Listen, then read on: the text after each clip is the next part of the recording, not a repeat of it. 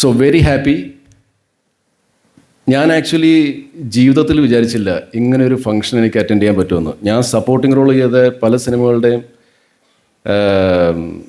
ഹിറ്റായതിനു ശേഷം ഇങ്ങനത്തെ ഫങ്ഷൻസ് നടന്നിട്ടുണ്ട്. ബ്രിഡ് ഷൈൻ ഇവിടെ ഇരിപ്പുണ്ട്. അദ്ദേഹത്തിൻ്റെ ആക്ഷൻ ഹീറോ ബിജുവിൻ്റെ ഫംഗ്ഷനിൽ ഞാൻ പങ്കെടുത്തിട്ടുണ്ട്. മിഥുൻ മേനൽ തോമസ് ഇവിടെ ഇരിപ്പുണ്ട്. അദ്ദേഹത്തിൻ്റെ ആട് 2 ഫംഗ്ഷൻ ഞാൻ അറ്റൻഡ് ചെയ്തിട്ടുണ്ട്. അതിലൊക്കെ ഞാൻ സപ്പോർട്ടിംഗ് റോളാണ് ചെയ്തത്.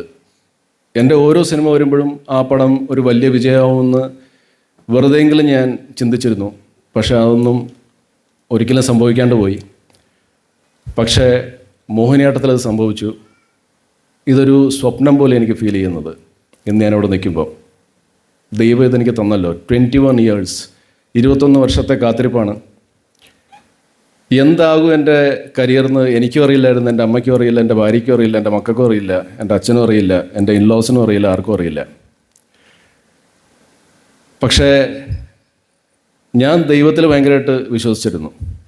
ദൈവത്തിൽ വിശ്വസിച്ചത് സിനിമകൾ കിട്ടുമെന്ന് മാത്രമല്ല, എൻ്റെ അഭിനയവും ദൈവം നന്നാക്കി തരുമെന്നുള്ളൊരു വിശ്വാസം എനിക്കുണ്ടായിരുന്നു. അത് എവിടെയോ മലയാളം ഇൻഡസ്ട്രിയുടെ സപ്പോർട്ട് കാരണം എനിക്ക് റെഗുലർ ഇൻ്റർവെൽസിൽ സിനിമകൾ കിട്ടി തുടങ്ങി. ക്യാമറയുടെ മുമ്പിൽ ഞാൻ അഭിനയിച്ച് എനിക്ക് ഇപ്പം നിങ്ങൾ കാണുന്ന ഈ സൈജു കുറുപ്പാകാൻ പറ്റി. ഇന്നിപ്പം എൻ്റെ ഫാമിലിയിലെല്ലാവരും ഹാപ്പിയാണ്. അവരും വലിയ ഓവർ എക്സൈറ്റ്മെൻ്റ് ഒന്നും കാണിക്കുന്നില്ല. ഞങ്ങൾ ആസ് എ ടീം എല്ലാവരും തിയേറ്ററിൽ മോഹിനിയാട്ടത്തിൻ്റെ ഷോസ് നടക്കുമ്പോൾ പോയപ്പം എല്ലാവരും നമ്മുടെ ടീമിലെ എല്ലാവരും ഹാപ്പിയാണ്. അപ്പോൾ ദിവ്യയും ശ്രുതിയൊക്കെ എന്നോട് ചോദിക്കും, ചേട്ടാ എന്താണ് ഉള്ളു തുറന്ന് സന്തോഷിക്കാത്തതെന്ന്. എനിക്ക് സന്തോഷിക്കാൻ പറ്റുന്നില്ല. കാരണം ഇതൊക്കെ ശരിക്കും സംഭവിക്കുന്നുണ്ടോ എന്നുള്ളതാണ് ഞാൻ പറഞ്ഞ് ഇല്ല, നാളെ ഞാൻ ശരിയാക്കാം, നാളെ നമ്മൾ പോകുന്ന തിയേറ്ററിൽ ഞാൻ എൻ്റെ എക്സൈറ്റ്മെൻറ്റ് കാണിക്കാം. പക്ഷേ ഞാനത് കാണിച്ചിട്ടില്ല, ഇന്ന് ഞാൻ കാണിക്കുന്നില്ല. പക്ഷേ ഉള്ളിൽ ഞാൻ തുള്ളിച്ചാടുവാണ്.